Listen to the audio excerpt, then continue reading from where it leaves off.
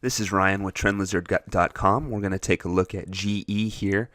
It was incepted long before our data goes back to. Our data only goes back to 1980, but I think this is sufficient information to see what we want to see. So basically from the start of our data, GE was in a massive uptrend that put in a major high back in 2000, underwent a massive counter-trend three-wave pullback into the 2009 low.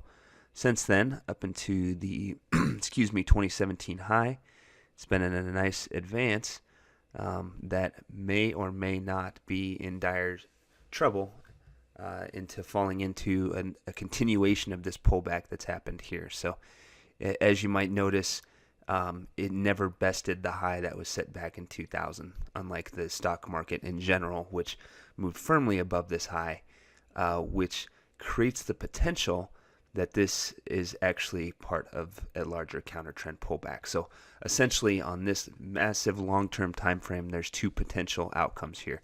One is shown here. It's calls the advance off the 2009 low, a five-wave move that's ended and has since been corrected. The other option is that it's still in a massive counter trend pullback. So we really can't rule out either possibility. Let's go ahead and zoom in and take a look and see what information will determine which outcome is playing out. So here's a look at the advance off the 2009 low. We can count it as a five-wave move. It's not super clear one way or the other.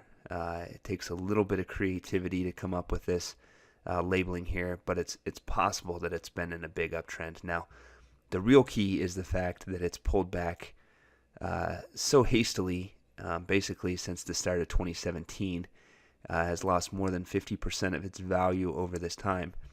And maybe the most important thing is that the pullback is now at almost perfectly a 61.8% retracement of this entire advance. This is a major level, has to do with Fibonacci mathematics, things like that. A very important level in our analysis.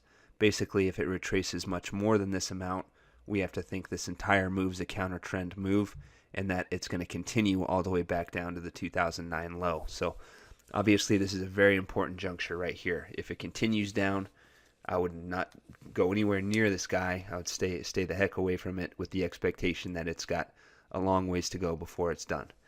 However, if it can find support here and turn up, it takes a very substantial move from basically a line in the sand angle before it confirms that this pullback is over and the uptrend has resumed, and that's a move all the way up to 24.75.